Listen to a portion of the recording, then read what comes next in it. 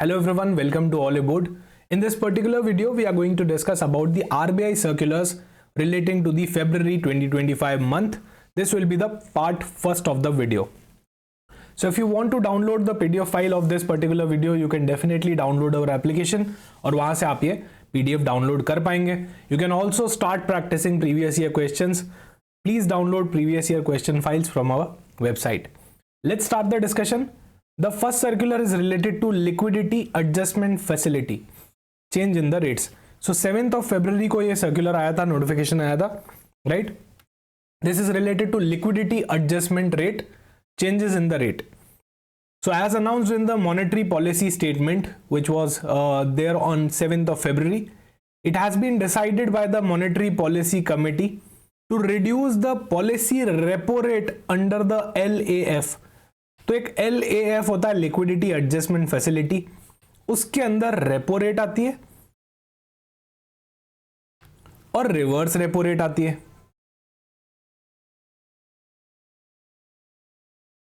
Right? LAF के दो part होते हैं, रेपो रेट और रिवर्स रेपो रेट. LAF मतलब लिक्विडिटी एडजस्टमेंट फैसिलिटी, बात करेंगे इसके बारे में. सो 25 बेसिस पॉइंट से रेपो रेट को यहां पे कम कर दिया गया, राइट? 25 बेसिस पॉइंट से रेपो रेट को यहां पर रिड्यूस कर दिया गया. तो पहले 6.5 थी, अभी कितनी हो गई है? 6.25 हो चुकी है. ओके. कॉन्सिक्वेंटली SDF होती है स्टैंडिंग डिपॉजिट फैसिलिटी, और मार्जिनल स्टैंडिंग फैसिलिटी जो कि MSF होती है. तो बहुत सारी यहां पर टर्मिनोलॉजीज आ गई है, एक एक करके हम इन सारी टर्मिनोलॉजीज को डिस्कस कर लेंगे. SDF स्टैंडिंग डिपॉजिट फैसिलिटी कितनी हो चुकी है? 6% हो चुकी है. मार्जिनल स्टैंडिंग फैसिलिटी यानी कि MSF 6.5% हो चुकी है, राइट? अभी फटाफट से हम डिस्कस कर लेंगे कि क्या चीज है. पहले एट अ ग्लांस देख लेते हैं. यहाँ पे रेपो रेट कट की गई थी 25 बेसिस पॉइंट से, 25 बेसिस पॉइंट से, राइट? 100 बेसिस पॉइंट मिलके क्या बनते हैं? 1% बनते हैं. तो 25 बेसिस पॉइंट मिलके क्या बन गए? 0.25% बन गए. तो अभी रेपो रेट कितनी है? 6.25%. SDF कितना है? 6%. ये सारी रेट्स आपको याद रखनी है, राइट? मार्जिनल स्टैंडिंग फैसिलिटी कितनी है? 6.5%, राइट? तो अभी समझ लेते हैं कि लिक्विडिटी एडजस्टमेंट फैसिलिटी क्या होती है. तो लिक्विडिटी एडजस्टमेंट फैसिलिटी के यहां दो पार्ट होते हैं, एक तो रेपो रेट और एक reverse repo rate. Basically it's a tool used by the RBI to manage liquidity. देखो नाम से ही समझ में आ रहा है, लिक्विडिटी एडजस्टमेंट फैसिलिटी, ऐसी फैसिलिटी जिससे आप क्या कर सकते हो? लिक्विडिटी को एडजस्ट कर सकते हो. लिक्विडिटी एडजस्टमेंट फैसिलिटी ये एक टूल है जो RBI यूज करता है ताकि लिक्विडिटी को मैनेज कर पाए and control the short term interest rates in the economy. So both of these are nothing but short term interest rates only, repo rate और रिवर्स रेपो रेट. तो ये दोनों क्या होता है? LAF का पार्ट होता है. It allows the bank to borrow money through repurchase agreement. यहां पे रीपर्चेज एग्रीमेंट होता है, उसी को ये रेपो रेट बोलते हैं. डिटेल में डिस्कशन करते हैं कि रेपो रेट आखिर होता क्या है. Rate at which the RBI lends short term funds to the commercial bank. Let suppose एक कमर्शियल बैंक है, इसके पास सिक्योरिटीज है, इसके पास कुछ सिक्योरिटीज पड़ी है. कमर्शियल बैंक को क्या चाहिए? पैसे की नीड है, राइट? सो ये क्या कर सकते हैं? RBI के पास जा सकते हैं, अपनी सिक्योरिटीज को दे सकते हैं, अपनी सिक्योरिटीज को दे सकते हैं और क्या कर सकते हैं? लोन ले सकते हैं, मनी ले सकते हैं. This is nothing but repo transaction. ये रेपो रेट पे पैसा ले सकते हैं, राइट? इसी को बोलते हैं रेपो रेट. अब इसको रेपो क्यों बोलते हैं? क्योंकि इसका मतलब होता है, दो पार्ट है इसके, एक तो रीपर्चेज, राइट? एक तो री और एक दूसरा परचेज. दैट्स व्हाई इसका शॉर्ट फॉर्म क्या होता है? रेपो रेट होता है. अभी आरबीआई ने जो सिक्योरिटीज ली, राइट? सेंट्रल बैंक के पास जो सिक्योरिटीज थी वो एक बार के लिए उन्होंने RBI को दे दी. मतलब RBI की हो गई, आप हमको पैसे दे दो, आप हमारी सिक्योरिटीज ले लो, that's the transaction. But at the same time they are doing a repurchase agreement कि बाद में जाके ये सिक्योरिटीज जो हैं ये हम आपसे रीपर्चेज कर लेंगे. क्या कर लेंगे? आपसे रीपर्चेज कर लेंगे और आपका पैसा आपको वापस दे देंगे. So this particular transaction is nothing but repo transaction. एक बार तो सिक्योरिटीज दे दी, उसके बदले में लोन ले लिया, बाद में जाके हम हमारी सिक्योरिटीज वापस खरीद लेंगे और लोन वापस रीपे कर देंगे। That's nothing but repo rate, right. A reduction in the repo rate typically lowers the borrowing cost for the bank. Obvious सी बात है, पहले आरबीआई जो पैसे दे रहा था वो 6.5% पे दे रहा था, अब 6.25% पे ही देने वाला है। तो यहां पे बैंक को डेफिनेटली उनकी बोरोइंग कॉस्ट क्या हो गई है, कम हो गई है, राइट। बोरोइंग कॉस्ट क्या हो गई उनकी, कम हो गई है। अभी बैंक की बोरोइंग कॉस्ट कम हो गई है तो कंज्यूमर्स की, बिजनेसमैन की, सबकी बोरोइंग कॉस्ट कम हो जाएगी, राइट। बैंक भी तो थोड़ा कम इंटरेस्ट रेट पे लोन देगा आगे, क्योंकि उनको आगे से ही कम इंटरेस्ट रेट पे लोन मिल रहा है। सो इससे क्या होगा, which can definitely reduce the interest rate for consumers and for the businesses. तो ये पूरा है हमारा रेपो रेट का डिस्कशन। काफी बार हमने अलग अलग वीडियोस के अंदर डेफिनेटली डिस्कस किया है, आज भी हमने उसको एक बार डिटेल में समझ लिया कि बेसिकली रेपो रेट होता क्या है। अब आता है रिवर्स रेपो। तो देखो रेपो का जस्ट उल्टा हो गया रिवर्स रेपो। अभी क्या कर रहा है, कमर्शियल बैंक आरबीआई को लेंड कर रहा है money, right. Commercial bank RBI को यहां पे लेंड कर रहा है मनी। सो ये क्या हो गया, बिल्कुल रिवर्स ट्रांजैक्शन हो गया। This is reverse repo rate, क्योंकि रेपो रेट में क्या हो रहा था, कमर्शियल बैंक आरबीआई से पैसा ले रहा था, लोन ले रहा था, यहां पे आरबीआई को पैसा दे रहा है। सो ये आपका रिवर्स रेपो हो गया। और भी कुछ टर्मिनोलॉजीज थी जैसे कि एसडीएफ, स्टैंडिंग डिपॉजिट फैसिलिटी। अभी एक बहुत बढ़िया अमेजिंग मैकेनिज्म है जो अलाउ करता है किसी भी बैंक को जिसके पास एक्सेस फंड्स पड़े हैं, मान लो इस बैंक के पास एक्सेस लिक्विडिटी पड़ी है, ज्यादा पैसा पड़ा है, सो ये क्या कर सकते हैं, आरबीआई के अंदर अपना फंड पार्क कर सकते हैं, डिपॉजिट करवा सकते हैं बेसिकली। मान लो मेरे पास 100 करोड़ एक्स्ट्रा पड़े हुए थे एज अ बैंक, तो मैंने आरबीआई में जमा करवा दिए 100 करोड़ रुपए। So this mechanism allows a bank to park the excess fund. These 100 crores were nothing but excess fund for me. मेरे लिए कोई ज्यादा काम नहीं आ रहे थे, ये मेरे एक्सेस फंड्स थे, तो मैंने यहाँ पे क्या किया, आरबीआई के यहाँ पे पार्क कर दिए, right, without the need for collateral. बिना कोलेट्रल के ये काम हो गया। SDF rate is the interest paid by the RBI on these deposits. Obviously मैंने 100 करोड़ डिपॉजिट करवाए, तो आरबीआई क्या करेंगे, मुझे एसडीएफ इंटरेस्ट रेट ऑफर करेंगे। मैंने ऑब्वियसली कहीं फंड डिपॉजिट करवाया है, आरबीआई उसको काम में ले सकते हैं, सो मुझे क्या करेंगे, एसडीएफ का रेट का पेमेंट कर देंगे, राइट। एक और टर्मिनोलॉजी आई थी, मार्जिनल स्टैंडिंग फैसिलिटी, एमएसएफ। एकदम से मनी चाहिए, एक बैंक को इमरजेंसी में मनी चाहिए, ओवरनाइट मनी चाहिए आरबीआई से, एमएसएफ पे लेंडिंग होगी। आरबीआई बोलेंगे अगर तुमको ओवरनाइट लेंडिंग चाहिए, एकदम से पैसा चाहिए, ओवरनाइट फंड्स की रिक्वायरमेंट है, तो एक काम करो, ये फंड्स ले लो, राइट, पर इंटरेस्ट रेट दे दो, एमएसएफ की इंटरेस्ट रेट दे दो, मार्जिनल स्टैंडिंग फैसिलिटी की इंटरेस्ट रेट दे दो। So this window allows banks to borrow overnight funds from RBI against the approved government securities। यहां पे भी सिक्योरिटीज तो होनी ही है, पर ये ओवरनाइट फंड्स की बात हो रही है। रेपो शॉर्ट टर्म होता है, ये एक्सट्रीमली शॉर्ट टर्म हो गया, इमरजेंसी के केसेस हो गए। अब क्योंकि इमरजेंसी का केस है, तो जब भी इमरजेंसी में किसी से पैसे मांगने जाते हैं तो कॉस्ट तो ज्यादा ही लगती है। So that's why MSF rate is higher than the repo rate. MSF की रेट ज्यादा होती है रेपो रेट से।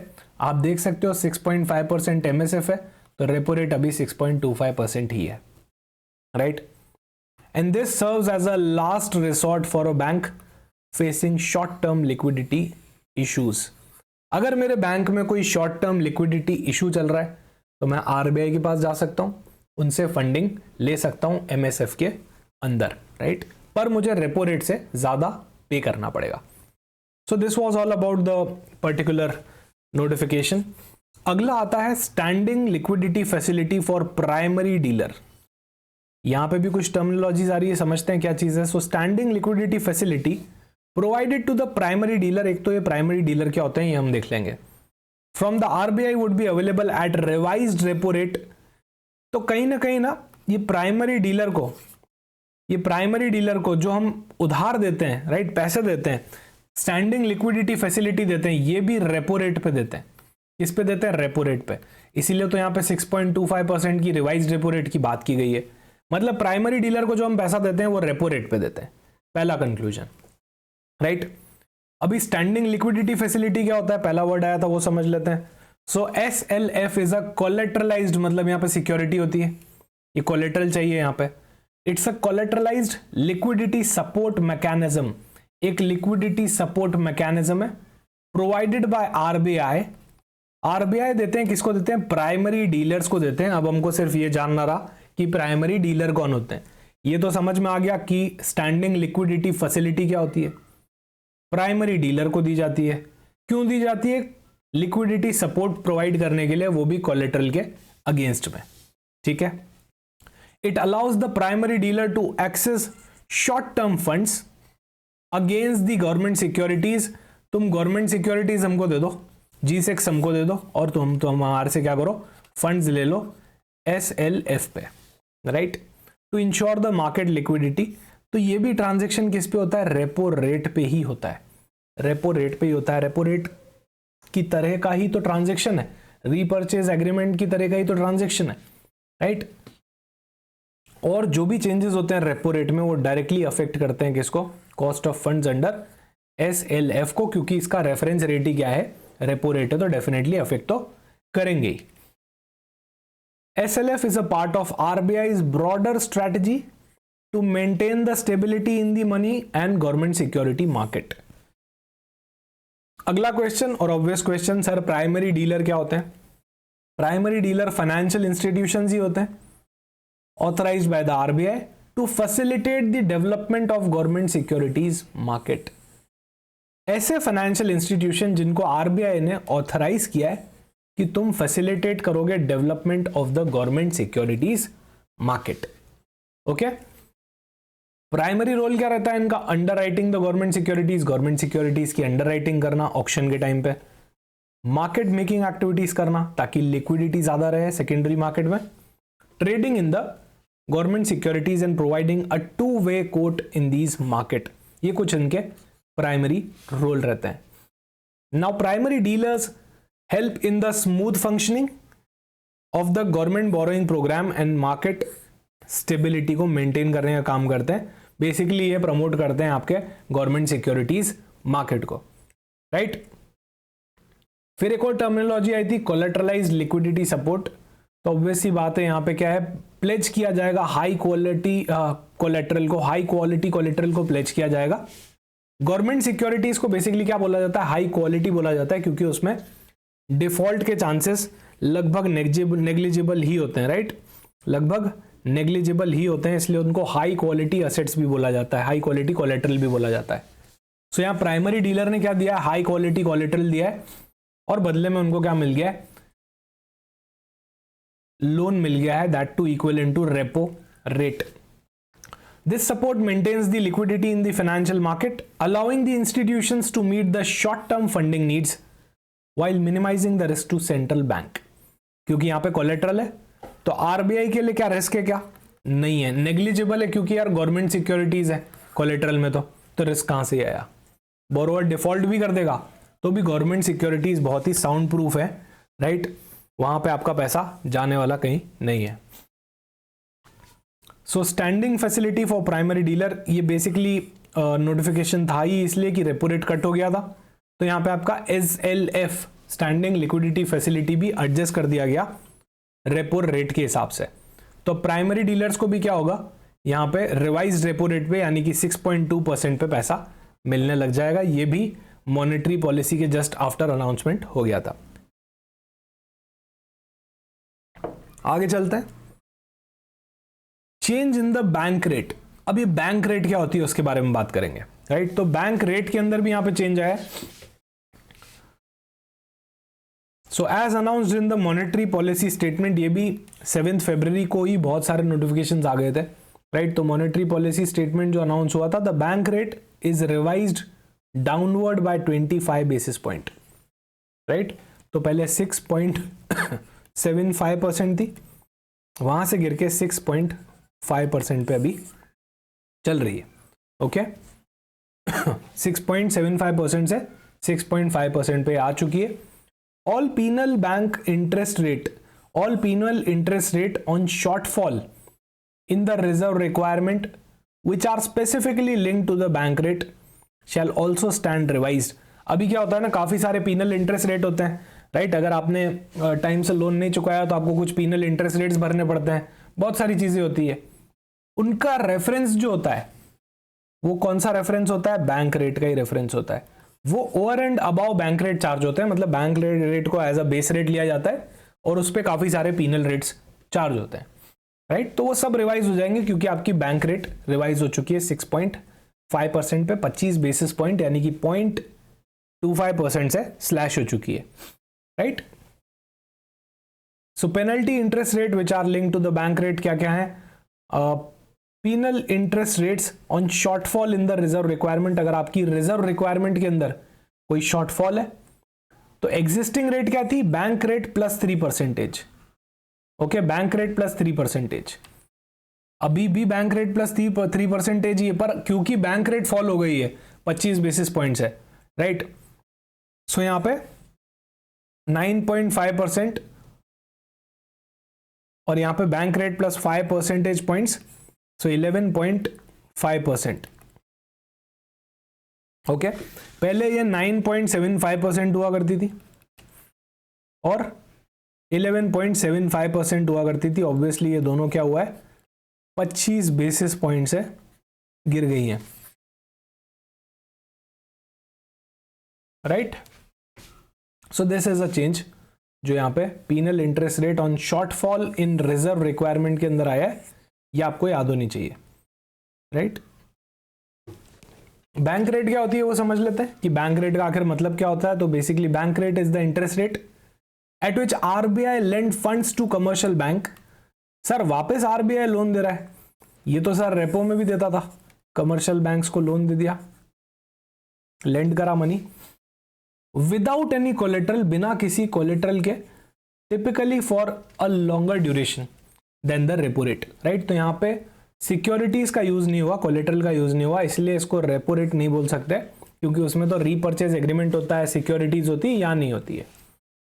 So unlike repo rate, which is a short-term lending with collateral, bank rate is usually used to mortgage long-term credit.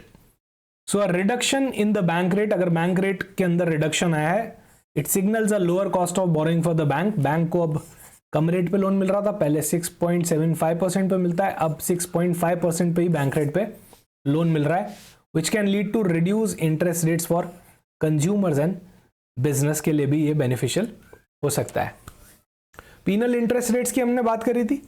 So these are the additional interest rate. देखो कब लगती है penal interest rate, ये add on में, अगर आप अपना CLR, SLR, right, CRR होता है कैश रिजर्व रिक्वायरमेंट, SLR होता है statutory liquidity ratio, cash reserve ratio, statutory liquidity ratio, ये दोनों रेशियोज अगर आपने ढंग से नहीं मेंटेन किए हैं, एडिक्वेटली नहीं मेंटेन किए, तो आपके ऊपर पीनल इंटरेस्ट रेट्स लग सकते हैं। इन पीनल इंटरेस्ट रेट्स की रेट अब हो चुकी है 9.5% और 11.5%। 9.5% कब लगेगा? जब आपने कोई छोटा मोटा स्मॉल शॉर्टफॉल किया है, लार्जर शॉर्टफॉल किया है तो 11.5% की यहाँ पे रेट गिवन है। जिनको नहीं पता SLR और CRR क्या होता है, so SLR stands for statutory liquidity ratio. जो भी आपकी net demand and time liabilities है, net demand and time liabilities, जितना भी पैसा आपने एक्सेप्ट किया है लोगों से, right, in the form of demand liabilities, time liabilities, so a bank must maintain liquid assets, एक परसेंटेज, NDTL का एक परसेंटेज आपको मेंटेन करना पड़ेगा, किसमें? स्टैट्यूटरी लिक्विडिटी रेशियो के अंदर। कहने का मतलब वो ऐसे लिक्विड एसेट्स होने चाहिए जिनमें या तो कैश हो, गोल्ड हो या फिर गवर्नमेंट सिक्योरिटीज हो, हाईली सिक्योर्ड असेट्स होने चाहिए बेसिकली, राइट। तो आपकी net demand and time liability का एक परसेंटेज होता है जो आपको SLR के फॉर्म में मेंटेन करना पड़ता है, और उसके अंदर कुछ स्पेसिफाइड सिक्योरिटीज हैं जैसे कि गवर्नमेंट सिक्योरिटीज, कैश, गोल्ड। तो बैंक को इतना अपने पास रखना पड़ता है, राइट, पूरे का पूरा लोन नहीं दे सकते आगे। CRR percentage of banks total deposit, तो बैंक के टोटल डिपॉजिट्स का ये भी एक परसेंटेज ही होता है। इसको बैंक को क्या करना पड़ता है, RBI के साथ रखना पड़ता है इन कैश। बेसिकली अगर आपको 100 रुपए मिले तो उसके अंदर से कुछ परसेंटेज तो आप SLR में रखो, अप्रूव्ड सिक्योरिटीज में रखो, और कुछ परसेंट तो आप बिल्कुल टच ही मत करो, वो तो आप RBI को यूं का यूं जमा करवा दो, वहां पे डिपॉजिट करवा दो, राइट। ये अगर आप एडिक्वेटली नहीं मेंटेन कर पाते हो तो आपको क्या करना पड़ता है, पीनल इंटरेस्ट देना पड़ता है, जो कि रिवाइज हो चुका है बैंक रेट के हिसाब से, हमने अभी अभी डिस्कस किया था, राइट। सो पर्टिकुलरली ये नोटिफिकेशन सर्कुलर इसी से रिलेटेड था कि बैंक रेट के अंदर रिडक्शन हो गया था 6.75% से 6.5% पे। उसकी वजह से जो पीनल इंटरेस्ट रेट्स थी वो भी रिवाइज हो चुकी हैं, राइट, 9.5% और 11.5% on shortfall and on longer duration का शॉर्टफॉल रिस्पेक्टिवली। अगला आता है एक master direction, Reserve Bank of India access criteria for NDSOM। अब ये NDSOM आखिर चीज क्या है, ये भी 7 फरवरी को आया था, राइट। सो 7 फरवरी को आपके काफी सारे नोटिफिकेशंस एंड सर्कुलर आ गए। इसके बारे में भी डिटेल में डिस्कशन कर लेते हैं कि आखिर ये होता क्या है। So access of SEBI registered non bank broker to NDSOM, तो NDSOM करके कुछ होता है, हम डिस्कस करेंगे क्या होता है। SEBI registered non bank brokers जो हैं, जिनका बैंक तो नहीं है पर वो सेबी के साथ रजिस्टर्ड हैं, ऐसे ब्रोकर्स, उनको एक्सेस मिल चुका है NDSOM प्लेटफॉर्म का, राइट। सो यहां पे bimonthly monetary policy statement के अंदर ये चीज अनाउंस हुई थी, right. NDSOM is basically negotiated dealing system order matching platform. वापस रिपीट कर रहा हूं, negotiated dealing system order matching platform, ये इसका फुल फॉर्म है, negotiated dealing system order matching. तो एक तरह का प्लेटफॉर्म है that is available for access by non bank brokers registered with the SEBI. सो अब सेबी के साथ जो नॉन बैंक ब्रोकर्स रजिस्टर्ड हैं उनको इसका एक्सेस, इस प्लेटफॉर्म का एक्सेस मिल चुका है, ऐसा यहाँ पे RBI ने बताया है। बहुत सारी कॉम्प्लिकेटेड टर्मिनोलॉजीज है इसके अंदर, राइट। पहले डेफिनेशन से चालू करते हैं, समझते हैं एक एक करके डेफिनेशंस को, और उसके बाद जंप करेंगे मेजर सर्कुलर पे कि इसका मतलब क्या है। सो डेफिनेशंस भी यहाँ पे सर्कुलर से ही मैंने लिए। सबसे पहले AIFI के बारे में लिखा है, ऑल इंडिया फाइनेंशियल इंस्टीट्यूशन के। आप सभी जानते हैं इंडिया के अंदर 5 AIFI नोटिफाइड है, EXIM bank, NABARD, NHB, SIDBI और NABFID, ये 5 आपके ऑल इंडिया फाइनेंशियल इंस्टीट्यूशंस के अंदर आते हैं। फिर उसके बाद बैंक का मीनिंग भी गिवन है, तो यहाँ पे बैंक जो सेक्शन 5 में डिफाइन कर रखा है ऑफ बैंकिंग रेगुलेशन एक्ट, उसी का मतलब बैंक होता है। इसमें सारे बैंक आ गए, local area bank, payment bank, small finance bank, सब कुछ आ गया, राइट, सब कुछ आ गया यहाँ पे।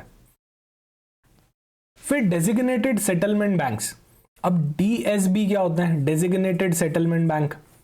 ये ऐसे बैंक्स होते हैं जिनको अपॉइंट करता है Clearing corporation of India Limited, CCIL इनको अपॉइंट करता है। These are the banks appointed by CCIL for settlement of fund obligation of members of their security settlement segment that are not maintaining a current account with the RBI।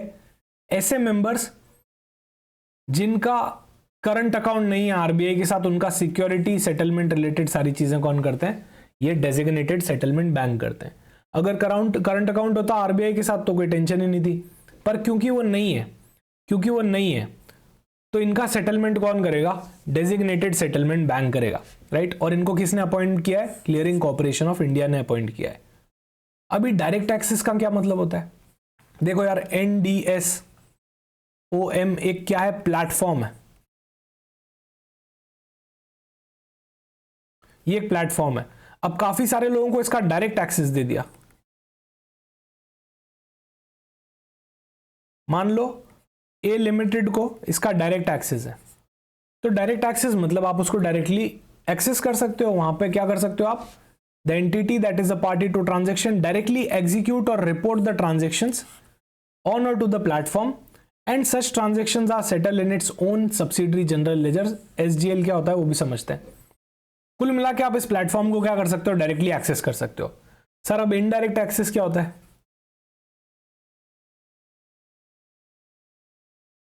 देखो B limited के पास इसका direct access नहीं है, NDSOM platform का direct access नहीं है, तो वो क्या कर सकता है, ए लिमिटेड से इनडायरेक्ट एक्सेस ले सकता है. अरे ए लिमिटेड के पास तो डायरेक्ट एक्सेस है, तो एक काम करते हैं ना, हम ए लिमिटेड से एक्सेस ले लेते हैं. So that's a kind of indirect access. जब बीच में एक डायरेक्ट एक्सेस के बाद लेयर आ गई, वो आपका क्या हो जाएगा, इनडायरेक्ट एक्सेस हो जाएगा. राइट. सो ये यहाँ पे कॉन्सेप्ट है. उसके बाद इलेक्ट्रॉनिक ट्रेडिंग प्लेटफॉर्म के बारे में दे रखा है. राइट. उसके बाद गवर्नमेंट सिक्योरिटी क्या होता है, तो सेक्शन 2F के अंदर गवर्नमेंट सिक्योरिटीज एक्ट बना है, वहां पे डिफाइंड है. आप सभी लोगों को पता है गवर्नमेंट सिक्योरिटीज आखिर होता क्या है. इनडायरेक्ट एक्सेस मतलब NDSOM प्लेटफॉर्म का एक्सेस तो है पर इनडायरेक्ट है. Wherein an entity undertakes its transaction through another entity. Right. B limited को एक्सेस तो मिला पर अनदर एंटिटी के थ्रू मिला, ए लिमिटेड के थ्रू मिला, डायरेक्ट नहीं मिला पोर्टल का एक्सेस. राइट. इसी का मतलब होता है इनडायरेक्ट एक्सेस. फिर negotiated dealing system order matching क्या होता है, तो इसका मीनिंग यहाँ पे इस पर्टिकुलर डायरेक्शन में दिया है, हम सिंपल वर्ड्स में समझ लेंगे कि क्या होता है. नॉन बैंकिंग फाइनेंशियल कंपनी का मीनिंग कहाँ है, तो इस सेक्शन के अंदर लिखा है. और स्टॉक ब्रोकर कनेक्ट क्या होता है, basically it's a mechanism through which a stockbroker provides access to NDSOM to its individual constituents or clients. Basically ये एक मैकेनिज्म है, स्टॉक ब्रोकर कनेक्ट. यहां पे क्या कर रहा है, स्टॉक ब्रोकर कनेक्ट कर रहा है. किसको कहां पे कनेक्ट कर रहा है समझ लेते हैं. अभी ये NDSOM प्लेटफॉर्म है, इसका एक्सेस स्टॉक ब्रोकर के पास है. राइट. तो ये क्या कर रहा है, अपने कॉन्स्टिट्यूएंट्स को या फिर अपने क्लाइंट्स को, जिन लोगों का डीमैट अकाउंट किसके पास है, सेबी रजिस्टर्ड डिपॉजिटरी के पास है. अरे यार सीधा बोल देते हैं, CDSL NSDL के पास है. ये सेबी रजिस्टर्ड डिपॉजिटरीज ही है. CDSL NSDL SEBI registered depositories है. इनके अंदर कुछ क्लाइंट्स का डीमैट अकाउंट है. तो ये स्टॉक ब्रोकर जब NDSOM का प्लेटफॉर्म का एक्सेस कॉन्स्टिट्यूएंट्स और क्लाइंट्स को दे देता है, इसको क्या बोलते हैं, स्टॉक ब्रोकर कनेक्ट बोलते हैं. राइट. इसको क्या बोलते हैं, स्टॉक ब्रोकर कनेक्ट बोलते हैं. सेक्शन 1 सर्कुलर का एक्सेस के बारे में. Right. So any person entity eligible to invest in government securities shall be eligible to access NDSOM either through direct access or through indirect access or through stock broker connect. किसी भी person को अगर invest करना है,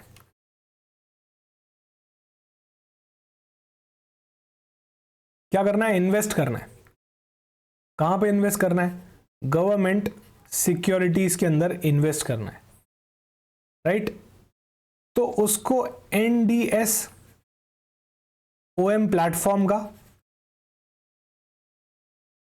access मिल जाएगा. Access मिल जाएगा. Sir कैसे मिलेगा, या तो डायरेक्ट मिल जाएगा, डायरेक्टली कर लो, या फिर इनडायरेक्ट मिल जाएगा. वो भी नहीं मिल रहा हो ना, तो स्टॉक ब्रोकर कनेक्ट के थ्रू मिल जाएगा. राइट. स्टॉक ब्रोकर कनेक्ट के थ्रू मिल जाएगा. मिल तो जाएगा. आपको गवर्नमेंट सिक्योरिटीज में इन्वेस्ट करना है, NDSOM प्लेटफॉर्म का एक्सेस. सर NDS प्लेटफॉर्म है क्या, अरे वो गवर्नमेंट सिक्योरिटीज का ही कुछ है, बताता हूं क्या है. राइट.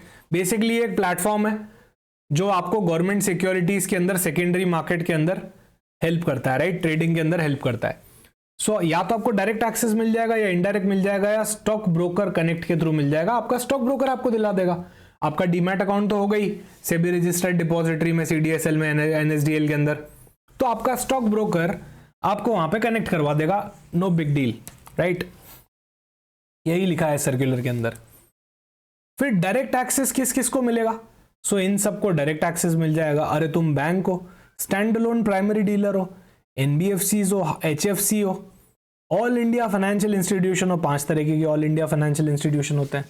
म्यूचुअल फंड वाले हो, प्रोविडेंट फंड हो, पेंशन फंड हो, इंश्योरेंस कंपनी हो, रेगुलेटेड मार्केट इंफ्रास्ट्रक्चर इंस्टीट्यूशन हो, या फिर कोई भी ऐसा पर्सन जिसको रिजर्व बैंक ने अथॉरिटी दे रखी है कि तुमको डायरेक्ट एक्सेस मिल जाएगा, इस स्पेसिफिक लिस्ट को डायरेक्ट एक्सेस दे दो।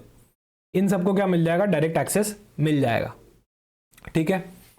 Requirement for seeking direct access to एनडीएस-ओएम।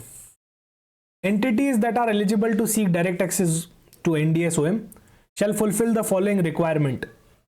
अगर आपको डायरेक्ट एक्सेस की एलिजिबिलिटी है, मतलब आप इस लिस्ट में फॉल कर रहे हो, इस लिस्ट में आप फॉल कर रहे हो, आप बैंक हो, म्यूचुअल फंड हो, प्रोविडेंट हो, कोई भी हो इस लिस्ट में से, तो कुछ रिक्वायरमेंट है, कुछ रिक्वायरमेंट है। आप अपना एसजीएल अकाउंट होना चाहिए आरबीआई के साथ में। आपका आरबीआई के साथ में क्या होना चाहिए? एसजीएल अकाउंट होना चाहिए, सब्सिडरी जनरल लेजर अकाउंट होना चाहिए, या फिर करंट अकाउंट होना, आपका करंट अकाउंट होना चाहिए आरबीआई के साथ में या डेजिग्नेटेड सेटलमेंट बैंक के साथ में, और मेंबरशिप होनी चाहिए security settlement segment of clearing corporation of India limited की। सो ये कुछ रिक्वायरमेंट्स हैं, सारी की सारी फुलफिल हो जानी चाहिए।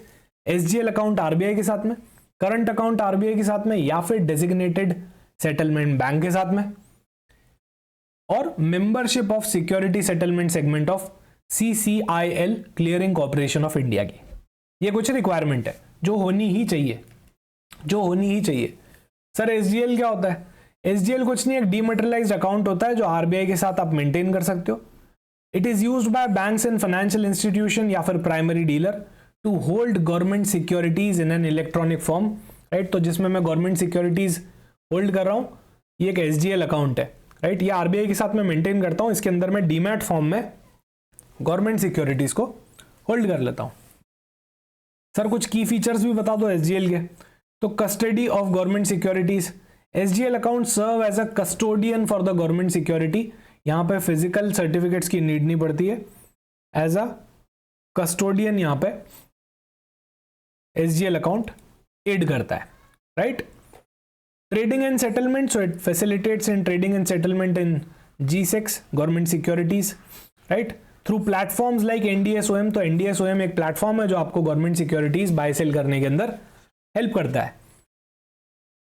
फॉर मार्केट पार्टिसिपेंट्स, तो ये सभी मार्केट पार्टिसिपेंट्स के लिए, जैसे primary dealer, bank, insurance company, large financial institutions, और इससे रेगुलेटरी कंप्लायंस भी मीट हो सकती है, जैसे एसएलआर सिक्योरिटी की रिक्वायरमेंट भी आपकी यहाँ पे फुलफिल हो सकती है। एग्जाम्पल के लिए, अगर एक बैंक ने ट्रेजरी बिल या बॉन्ड्स परचेस कर लिए सेकेंडरी मार्केट के अंदर, ये इस तरह का ट्रांजैक्शन क्या होगा? रिकॉर्ड हो जाएगा एसजीएल अकाउंट में, जो उस पर्टिकुलर बैंक ने आरबीआई के साथ ओपन कर रखा होगा, राइट। सो ये एसजीएल होता है बेसिकली। अभी जिसको डायरेक्ट एक्सेस मिला हुआ है एनडीएस-ओएम प्लेटफॉर्म का, दैट इज नॉन ट्रांसफरेबल। ऐसा नहीं कि आपको मिला हुआ है, आपने किसी और को ट्रांसफर कर दिया, नहीं, ये सब नहीं हो सकता। This is non transferable, right, this is non transferable, okay. अच्छा, अगर आरबीआई को लगता है कि आपने कोई इशू क्रिएट किया है, राइट, तो आपको reasonable opportunity of being heard दिया जाएगा। आपने कुछ प्रॉब्लम क्रिएट की है तो आपका सस्पेंड किया जा सकता है, टर्मिनेट भी किया जा सकता है डायरेक्ट एक्सेस को, राइट, पर रीजनेबल आपको अपॉर्चुनिटी दी जाएगी, ओके। और कुछ यहां पे रीजंस गिवन है। सेक्शन 3 में आता है इनडायरेक्ट एक्सेस। तो अभी हमने क्या डायरेक्ट एक्सेस की बात कर ली, अब इनडायरेक्ट एक्सेस की बात करते हैं एनडीएस-ओएम प्लेटफॉर्म की। कोई भी पर्सन या एंटिटी जो एलिजिबल है इन्वेस्ट करने के लिए गवर्नमेंट सिक्योरिटीज में, वो इनडायरेक्ट एक्सेस ले सकता है। If it is not an entity eligible for direct access, अरे मैं डायरेक्ट एक्सेस वाली लिस्ट में फॉलो ही नहीं करता हूं, तो मुझे डायरेक्ट एक्सेस नहीं मिलेगा, तो मैं क्या करूं? इनडायरेक्ट एक्सेस ले लेता हूं। does not satisfy the requirement to seek direct access in para 5 of these direction। para 5 में कुछ डायरेक्शन है, वहां पे मैं सेटिस्फाई नहीं कर रहा डायरेक्ट एक्सेस लेने का, या फिर it is not granted direct access, या फिर मैंने अप्लाई तो किया था पर मुझे मिला नहीं। अरे यार सिंपल सी बात, तुम्हारे पास अगर डायरेक्ट एक्सेस नहीं है तो तुम इनडायरेक्ट एक्सेस ले लो, खत्म। इन 3 रीजन की वजह से तुम्हारे पास डायरेक्ट एक्सेस नहीं हो सकता, या तो तुम एलिजिबल ही नहीं हो, या पैरा 5 के अंदर तुम फॉलो नहीं कर रहे, या फिर तुमने अप्लाई तो किया पर तुमको मिला ही नहीं, ग्रांट नहीं हुआ डायरेक्ट एक्सेस, राइट।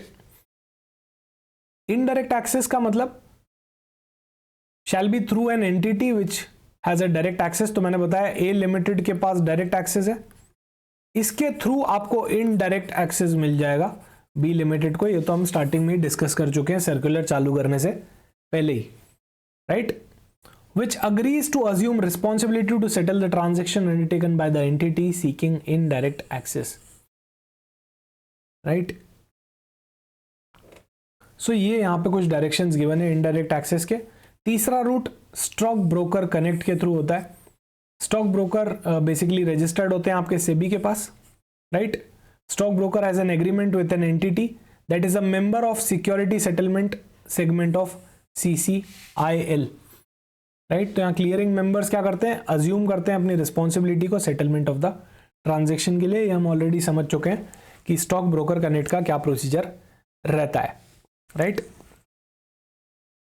ऑब्जेक्टिव क्या है, ऑब्जेक्टिव ये है कि सर कहना क्या चाहते हो, बेसिकली कहना ये चाहते हैं कि NDSOM प्लेटफॉर्म जो बना है, राइट, उसका एक्सेस को क्या करो, एक्सपैंड करो, उसकी रीच बढ़ाओ, क्योंकि वो गवर्नमेंट सिक्योरिटीज के लिए। NDSOM की रीच बढ़ाओगे तो ऑटोमेटिकली गवर्नमेंट सिक्योरिटीज की रीच बढ़ेगी। ओके, कहां तक रीच बढ़ा दी, सेबी रजिस्टर्ड स्टॉक ब्रोकर के पास। सेबी रजिस्टर्ड जो भी स्टॉक ब्रोकर हैं वो NDS प्लेटफॉर्म को डायरेक्टली यूज कर सकते हैं।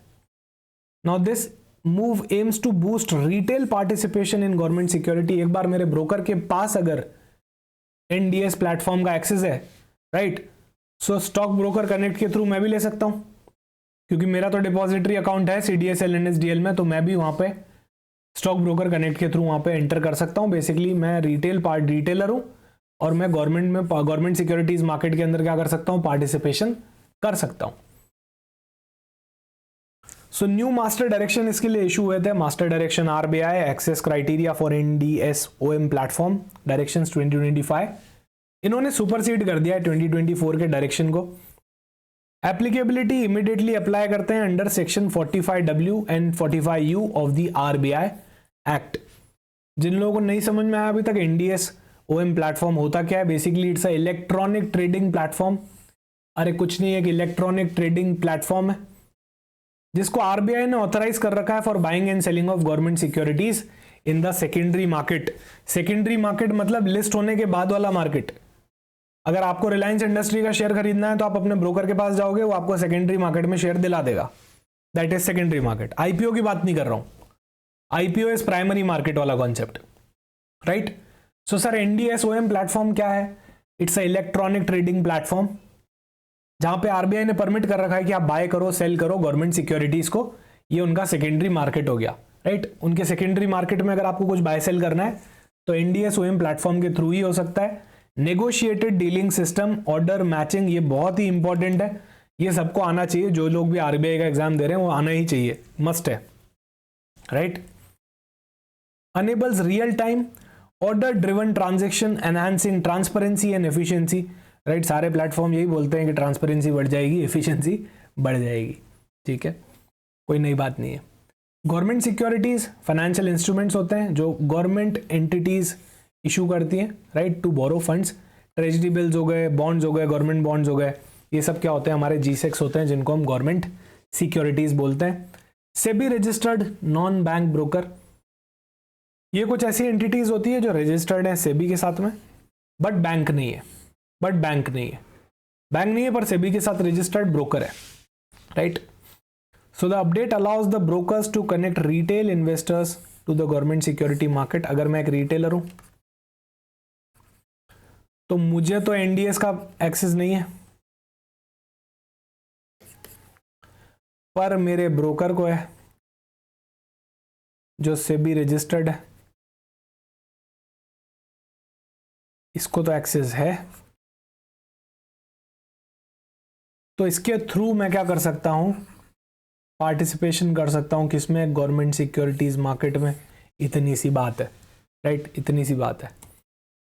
अब डायरेक्ट और इनडायरेक्ट एक्सेस क्या होती है वो हमने समझ लिए। सब्सिडरी जनरल लेजर अकाउंट क्या होता है, that's also we have discussed. Delivery versus payment, so it's a settlement system ensuring that securities transfer occur simultaneously with the payment transfer. तो जैसे एक सिक्योरिटी आपके पास ट्रांसफर हुई, आप वहां पे पेमेंट भी ट्रांसफर हुआ इससे क्या होता है, काउंटर पार्टी रिस्क खत्म हो जाता है, एक हाथ दे एक हाथ ले वाली बात है, राइट। इससे काउंटर पार्टी रिस्क खत्म हो जाता है। स्टॉक ब्रोकर कनेक्ट क्या होता है, इसके बारे में भी हम डिस्कशन कर चुके हैं। बेसिकली एक मैकेनिज्म है जहाँ पे स्टॉक रजिस्टर, जो आपका सेबी रजिस्टर्ड स्टॉक ब्रोकर होता है, ये मुझे प्रोवाइड करवा सकता है एक्सेस एनडीएस ओएम प्लेटफॉर्म का, क्योंकि मेरा डीमैट अकाउंट एक सेबी रजिस्टर्ड डिपॉजिटरी के पास है, राइट। इससे क्या होगा, मैं भी government securities market, secondary market के अंदर इन्वेस्टमेंट कर सकता हूं। ओके, एग्जाम्पल की अगर हम बात करें तो यहां जीरोधा का एग्जाम्पल ले सकते हैं। Basically it's a stock broker, right. An investor with a demat account link to broker like Zerodha can access NDS OM platform and invest in G6, right, broadening the investment opportunities and providing a safer alternative to fixed deposit। क्योंकि government securities है, highly secured है, तो इनको FD का competitor ही माना जाएगा, right. तो ये एफडी का ऑल्टरनेटिव है बेसिकली। तो मैं जीरोधा के थ्रू क्या करूंगा, स्टॉक कनेक्ट यूज करूंगा और ये वाला प्लेटफॉर्म एक्सेस कर पाऊंगा एज अ रिटेलर, राइट। अगले प्रेस रिलीज की बात करें, statement on developmental and regulatory policies. तो यहाँ पे ये 3 पार्ट्स में डिवाइडेड था, एक तो फाइनेंशियल मार्केट, एक साइबर सिक्योरिटी, एक पेमेंट सिस्टम। अगर आपने फाइनेंस करंट अफेयर्स देखे हैं तो ये ऑलरेडी वहां पे आपने पढ़ लिया होगा, ये ऑलरेडी आपने वहां पे पढ़ लिया होगा। काफी सारी इनफैक्ट सर्कुलर रिलेटेड चीजें भी मैं फाइनेंस रिलेटेड करंट अफेयर्स के अंदर ही कंप्लीट कर देता हूं, राइट। तो ये हो सकता है आपने पढ़ा हुआ हो।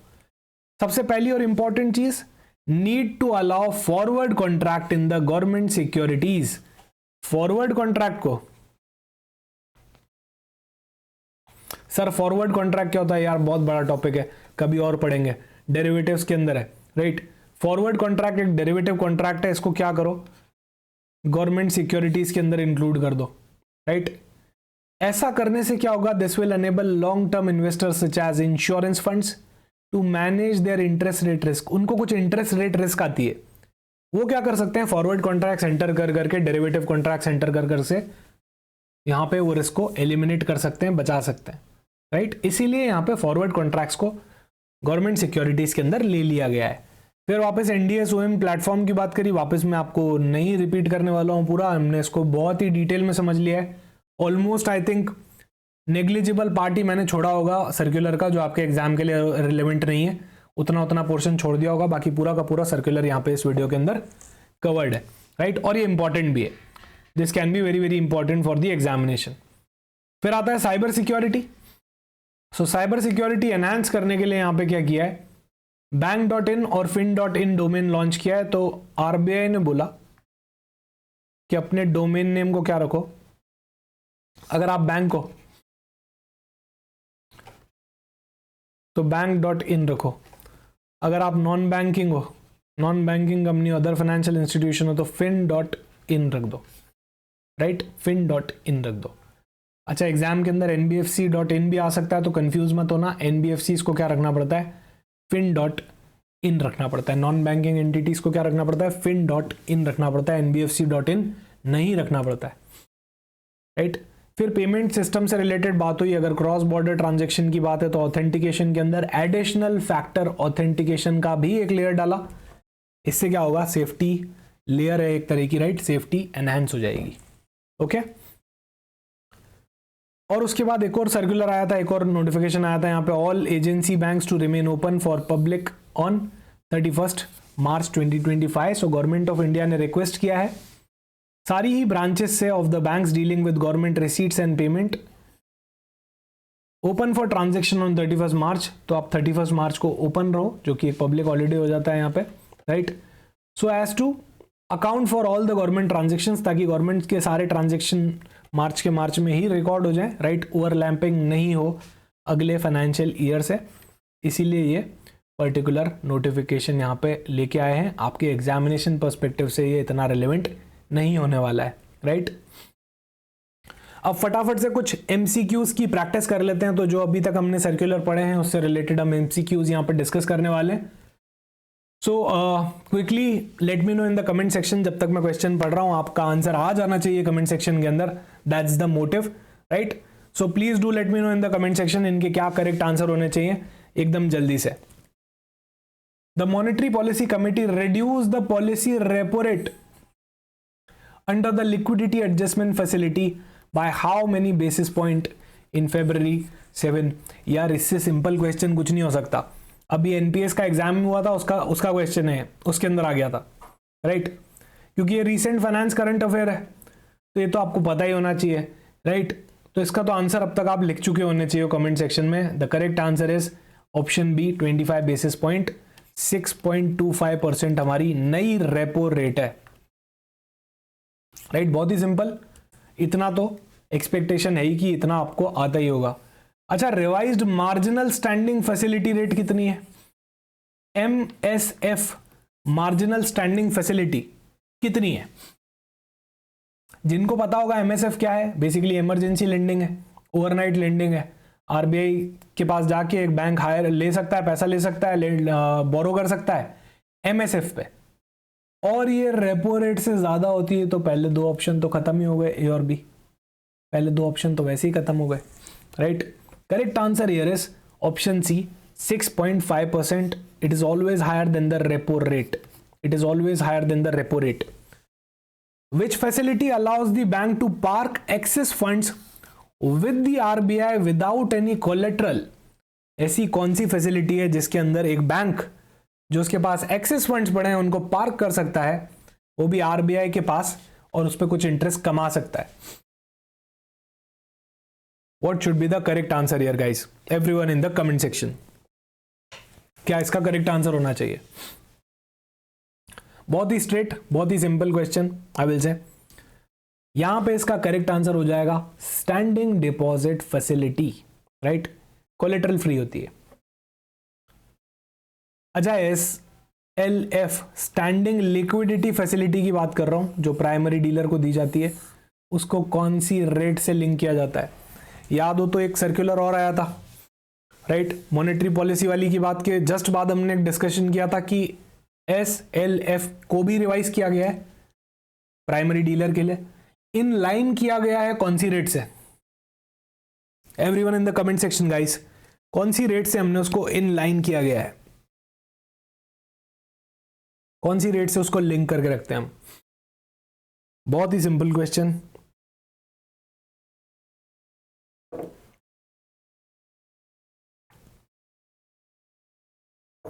और यहां पे इसका करेक्ट आंसर हो जाएगा repo rate, right? Repo rate से इसको लिंक किया जाता है। अगला, what is the role of primary dealer as per the RBI guideline? तो प्राइमरी डीलर का क्या रोल रहता है? म्यूचुअल फंड मैनेज करना, गवर्नमेंट सिक्योरिटी मार्केट को फैसिलिटेट करना, कॉर्पोरेट बॉन्ड को इशू करना, हाउसिंग लोन प्रोवाइड करना या रेगुलेट करना स्टॉक मार्केट को। देख के ही समझ में आ रहा है, option B is the correct answer. Government securities market को फैसिलिटेट करवाना प्राइमरी डीलर का काम होता है।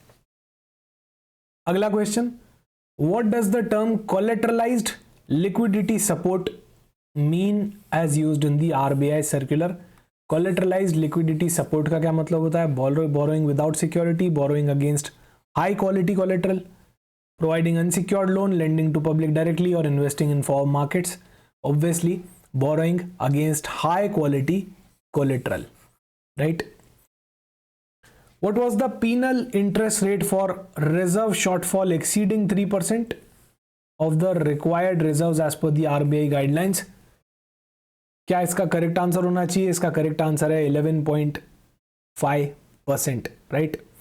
हमने देखा था 5% की अबाव रेट लगती है, राइट? बैंक रेट जो होती है प्लस उसका 5%, so 11.5% is the correct answer. Which rate is used by the RBI for long-term lending to commercial banks without collateral? Here the correct answer will be bank rate. अच्छा, marginal standing facility का क्या current rate चल रहा है? MSF का क्या चल रहा है? रेपो रेट हमने डिस्कस कर ली 6.25, राइट? 6% वाली भी डिस्कस कर ली SDF। MSF क्या चल रही है अभी? Let me know in the comment section.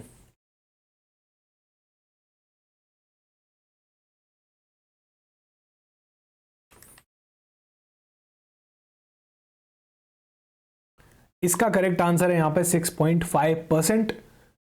और आज का last question, what is the full form of NDS-OM in the context of RBI's trading platform.